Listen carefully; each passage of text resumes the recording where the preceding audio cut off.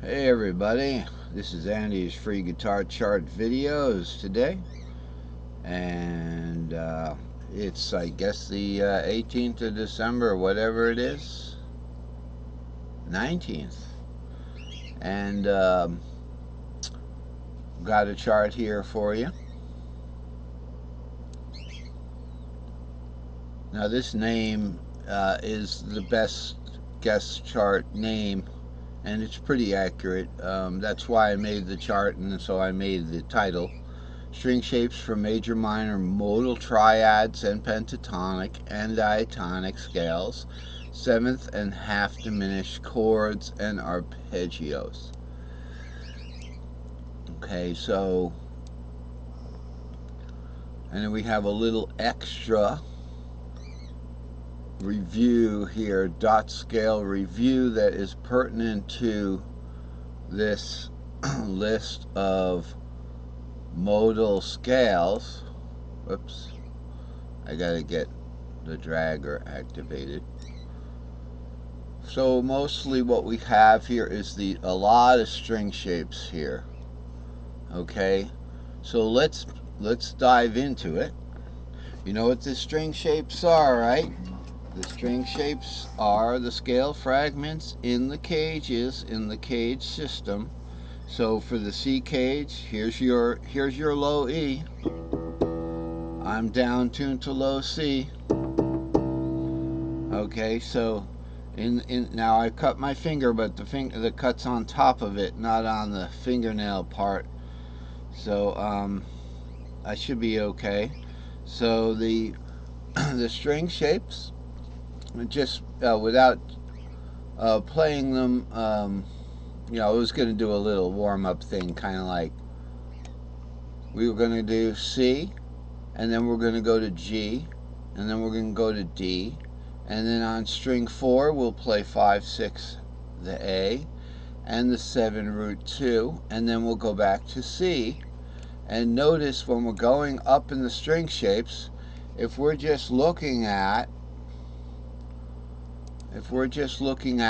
single string shapes, because this is the double string shape cage ladder, then we're going to be playing this pattern right here.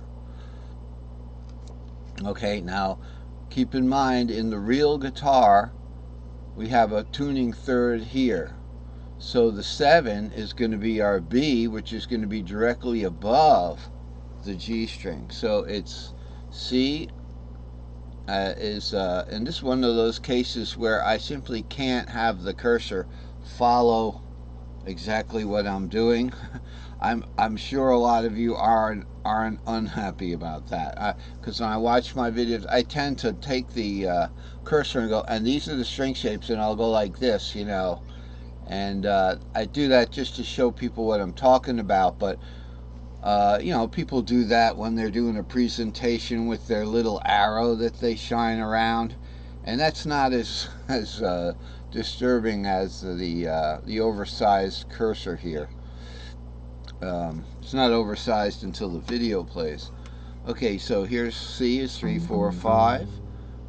G is root 6, 7 root. Okay, D is 2, 3, 4. A is 5, 6. And then the E is warped over, so it's just straight over that. 5 is a third, so like that. 7 root 2, and then 3, 4, 5.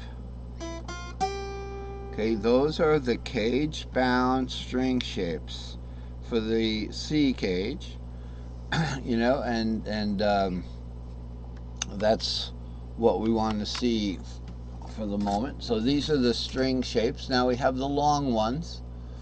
We also have the long string shapes, which is we extend the A string shape from 5, 6 to 5, 6, 7.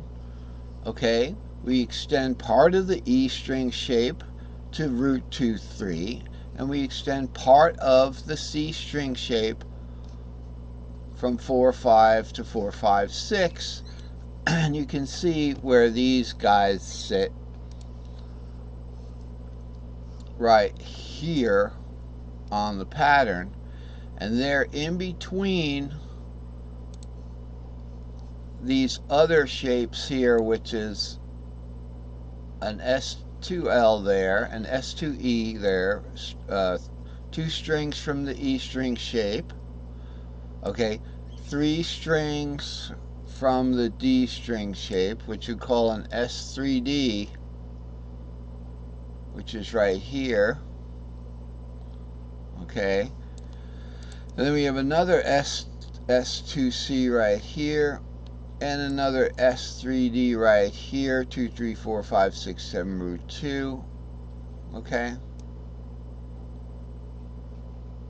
And then, by the way, that first S2C, it's an S2C, not an S2E. Sorry about that. So we have an S2E up there, S2C there. If we want to start from the E, we can do an S4E, which if you change the color, you know, so we can see it. This is an S4E. It's brick wall pattern. It didn't change the color. I don't know why I did that. So you can see it gets a little complicated, right? Gets a little complicated there. But in the middle here we have our S3AXL. The S3AXL. Okay, where are we? I think we were over here. The S3AXL is composed of 5, 6, 7, root 2, 3, 4, 5, 6. You see how they stack on top of each other. So that's the on top of each other. So that's the long pattern string shapes and the short pattern string shapes. And this is just review. So we'll look up here. I'm going to move me over here. Okay. So the normal string shapes go around in string shaped fifths. Remember the caged word C-A-G-E-D is with the patterns locked together, and they're locked together by these notes that are shared in the shared note circle and caged. So each of the double string shapes, the C to the A, they share the 5. So C is 3, 4, 5, A is 5, 6. And you can see that on the fretboard. 3, 4, 5, then 5, 6. A to G is 5, 6, and then 6, 7 roots, so they share the 6. Okay. Now, GE shares the 7 and the root. So it would be, the G would be 6, 7 root, and the E would be 7 root 2. Okay. Now, E and D share the 2, so it's 7 root 2, and then 2, 3, 4 for the D string shape. 2, 3, 4 there. Okay, and then DC shares the 3, so D would be 2, 3, 4, and then C is 3, 4, 5. So those are caged link things, and also they're linked in the cages that have the chord shapes. So CA here, okay, here's your C, there's your A. On the bottom string they're sharing the 5, but you know they're also sharing the C here. Okay, they're also sharing the root. Now where's root?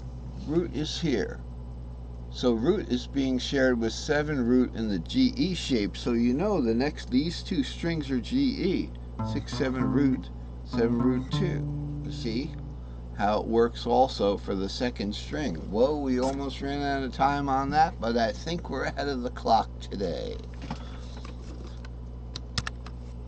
Okay, so let's go back to the circle. The coffee circle? No, the string-shaped fifth circle. So here's our short patterns that are in the normal cage shapes that we can play over most of the fretboard.